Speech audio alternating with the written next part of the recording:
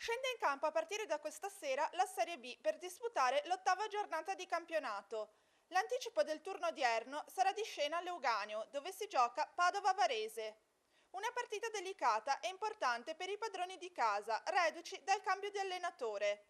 Con solo un punto conquistato e due reti messe a segno, i biancoscudati, ora guidati da Bortolomutti, sono chiamati a invertire il trend negativo con un avversario di spessore quale il Varese di mister Sottili, secondo in classifica da 6 turni in serie positiva e che dal canto suo può contare su un attacco prolifico. Per il suo esordio, mister Mutti propone un prudente 4-4-2, speculare al modulo avversario. Ai giocatori il compito di scendere in campo con il giusto atteggiamento.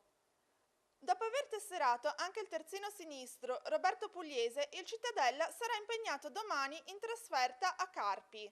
Alle spalle entrambe le società hanno un pareggio e una vittoria e cercheranno conferma ai rispettivi trend positivi. Mister Foscarini ritrova Busellato e la Camera e potrà quindi tornare al 3-5-2 con Gasparetto, Colì e Pellicer in difesa. Il centrocampo sarà invece formato, oltre che dalla Camera e Busellato, dagli esterni Pecorini e Alborno e in cabina di regia dall'esperto di Donato. In attacco Di Roberto e Donnarumma, che nelle ultime partite ha sempre segnato.